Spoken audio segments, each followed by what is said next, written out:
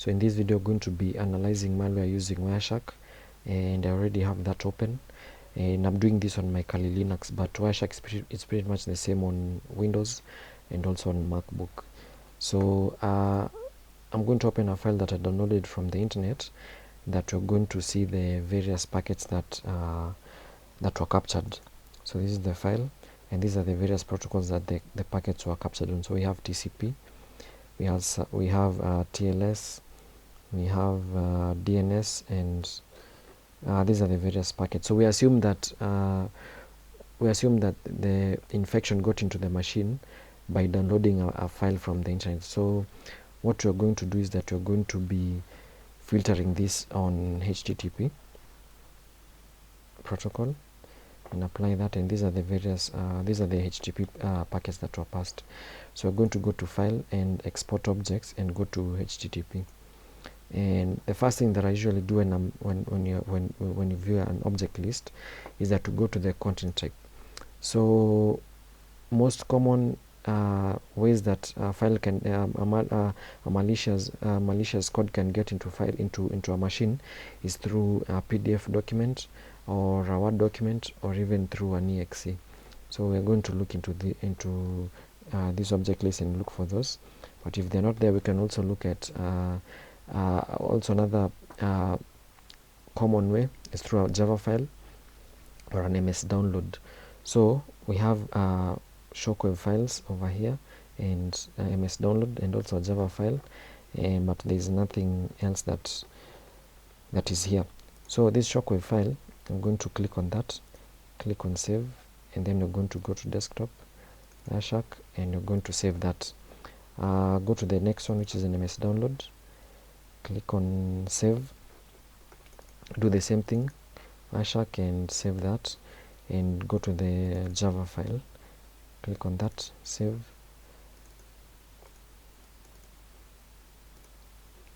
and so after we have our files, after we've saved our files over here, these ones, the next thing would be to get the hashes of these files and compare those against a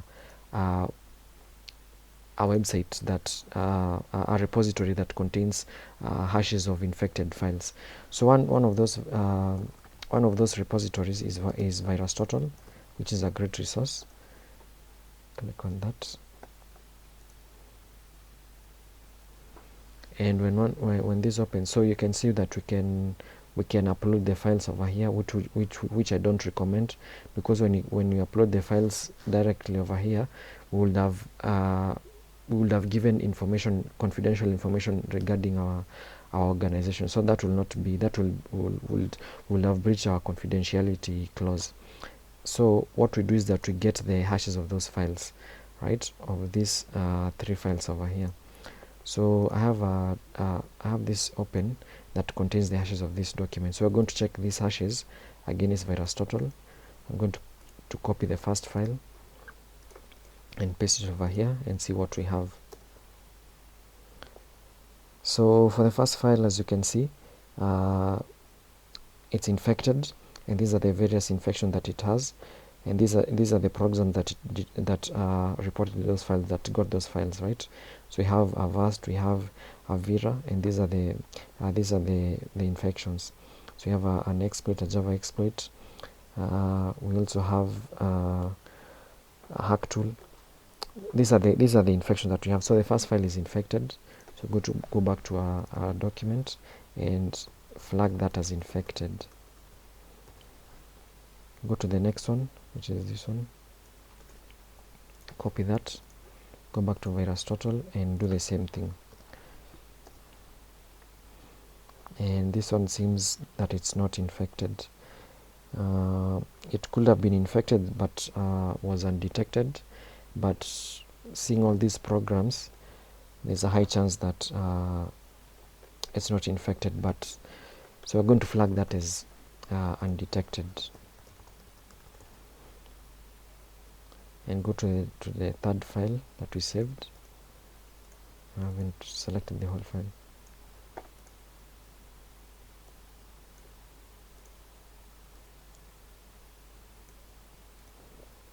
Copy, go back to VirusTotal, and paste that.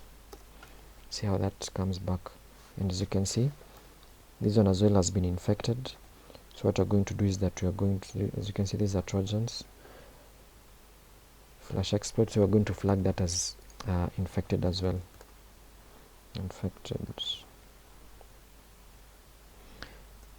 So after we determine that these files, two of our files have been infected, the next step would be to ask ourselves, you know, from which website were these downloaded from, right? So I have a document that contains the various questions that we'd ask ourselves as SOC analysts. You know, what from what website were these infections got from, right? That will be the first question. So when we go back to wireshark, over here, on this object list, we can see that we already have the answer to that, which is the hostname, is the URL, which is stan.trustandprobitrealty.com. That will be the URL from which that will be the URL of the infected website. But we can go ahead and confirm that by going to let's go to a GET request like this one and see and confirm that. So go to the HTTP, and over here we have this. The host is stan, which is the same URL, the stan.trustandprobitrealty.com. So we're going to select that and then copy the value. So when we go to our question sheet, we can paste that. And the next question would be, what is the IP address of the infected machine? So when we go back to wireshark and close this, we can go to the IP protocol, which is this one over here, and go back to the and select the source, because this is the GET request. This is the machine. This IP is the IP of the machine that made the GET request. So this would be the IP address of the infected machine. So go to copy value and paste this. And the next one would be, what is the IP address of the infected website? When we go back to wireshark, that will be the destination of the, which is pretty much the same place. That will be the destination of the GET request from the destination of the GET request where the GET request was received. So that would be the destination, which would be this one. So I go to select it, copy the value, and paste that over there. So the next one, what are the hashes of the infected files? And we got that, which were these two.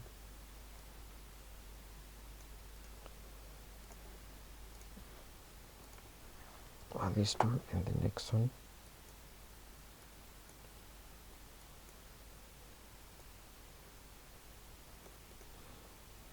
Copy.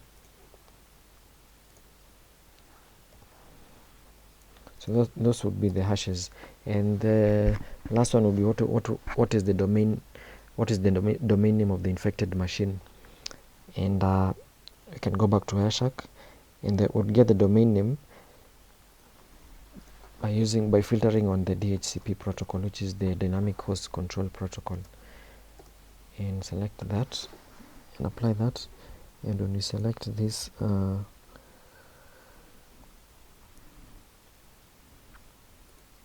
we select this we select that one, we can come to close that and go to this to the bottom part, the dynamic host configuration protocol.